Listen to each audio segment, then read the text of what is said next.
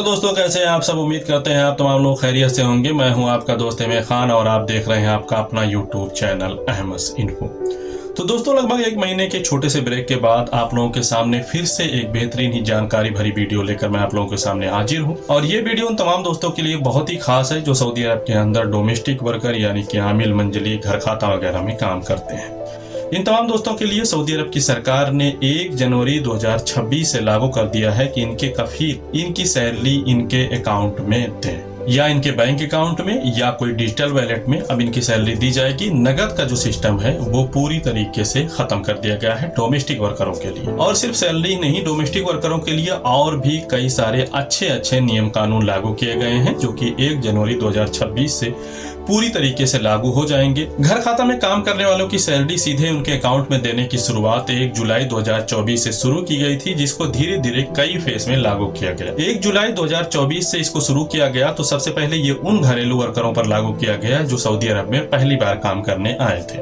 इसका दूसरा फेज शुरू किया गया जनवरी 2025 में, जिसमें ये उन कफीलों के ऊपर लागू किया गया जिनके पास 4 या उससे ज्यादा घरेलू वर्कर थे।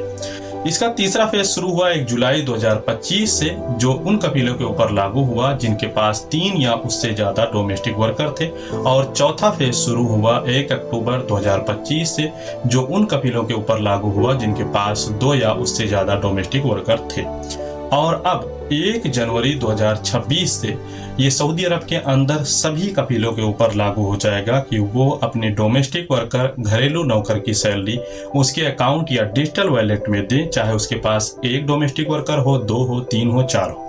सऊदी अरब की सरकार मुसानिद प्लेटफॉर्म के जरिए ये पूरा सिस्टम लागू कर रही है। मुसानिद पर बताया गया है कि सैलरी ट्रांसफर करने के लिए कफीलों को 13 बैंक और डिजिटल वॉलेट बताए गए हैं। कफील इनमें से किसी भी बैंक या ऐप के जरिए अपने घरेलू नौकरों की सैलरी उनके अकाउंट में भेज सकते हैं, जैसे कि HTC बैंक, मोबाइली पे, UR pay, Alinma pay, Barq, Alrajhi bank, Alinma bank, neo bank, Al Jazira, Riyad bank, Enjaz, टिकमो, साब और अरब नेशनल बैंक।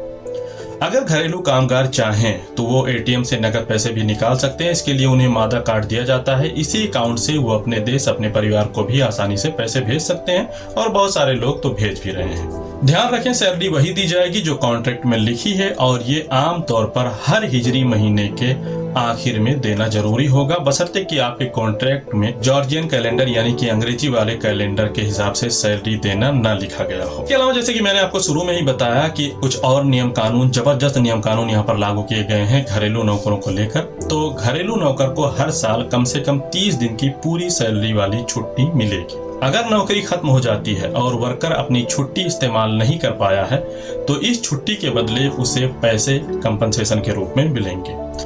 काम के घंटे और आराम का भी नियम तय किया गया है। किसी भी वर्कर से यानी कि डोमेस्टिक वर्कर से एक दिन में 8 घंटे से ज्यादा काम नहीं लिया जा सकता और बिना आराम किए 5 घंटे से ज्यादा काम नहीं करवाया जा सकता। 5 घंटे के बाद वर्कर को आराम देना जरूरी होगा और ये आराम मिनिमम आधे घंटे का होगा और ये आधे घंटे का आराम टाइम भी वर्कर के वर्किंग टाइम में जोड़ा जाए। और इन नए कानूनों में खास बात यह है कि डोमेस्टिक वर्कर यानी कि घर खाता में काम करने वालों के लिए ओवर टाइम भी शामिल किया गया है। ओवर टाइम और साप्ताहिक छुट्टी। अगर वर्कर से तय समय से ज्यादा काम लिया जाता है तो उसे उसकी तनख्वाह का 50% अतिरिक्त ओवर टाइम का पैसा देना होगा। हालांकि ध्यान रखें, ईद या सरकारी छुट्टियों में काम करना ओवर टाइम में शामिल नहीं होगा।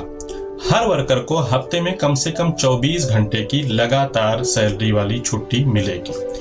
अगर किसी वजह से उस दिन उससे काम कराया जाता है तो बदले में दूसरी किसी दिन उसको छुट्टी देना जरूरी है। 21 साल से कम उम्र के किसी भी शख्स को नौकरी पर रखना मना है डोमेस्टिक वर्कर के रूप में, और वर्कर से वही काम लिया जाएगा जो कॉन्ट्रैक्ट में लिखा है। वर्कर से किसी और के लिए या अपने निजी काम के लिए काम नहीं कराया जा सकता।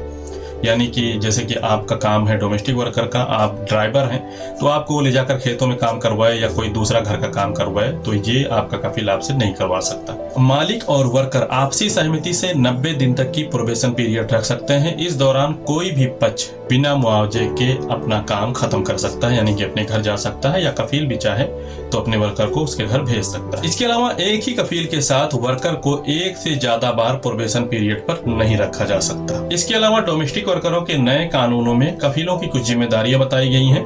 कफील को ये सब अपने वर्करों को देना जरूरी होगा, जैसे कि रहने के लिए ठीक और सुरक्षित जगह, चाहे वो काम करने की जगह के पास हो या किसी दूसरी जगह पर। खाना या खाना खाने का पैसा, अगर रहने की जगह दूर है तो आने जाने की सुविधा या उसका किराया। वीजा, इकामा, एग्जिट एंट्री से जुड़े किसी भी खर्च की मांग वो अपने वर्कर से नहीं कर सकता। वर्कर का पासपोर्ट या पहचान से जुड़े किसी भी दस्तावेज को कफील को अपने पास में रखना सख्त मना है। अगर वर्कर की मौत हो जाती है तो दफन या डेड बॉडी लाश को उसके देश भेजने का पूरा खर्च कफील को उठाना होगा। कफील वर्कर को अपनी एम्बेसी, अपने परिवार या अपने वकीलों से कॉन्ट्रैक्ट करने से नहीं रोक सकता। तो ये थे वो तमाम नियम जो डोमेस्टिक वर्करों के लिए 1 जनवरी 2025 से लागू हो रहे हैं। उम्मीद करता हूँ वीडियो आपको पसंद आया होगा। फिर भी कोई सवाल रहे तो कमेंट करें। चैनल पर नए तो सब्सक्राइब करें, वीडियो को लाइक करना और दोस्तों के साथ शेयर करना ना भूलें। मिलते हैं किसी और वीडियो में और नई और अच्छी जानकारियों के साथ। तब तक के लिए अल्लाह हाफिज़। बहुत बहुत शुक्रिया। Thank you.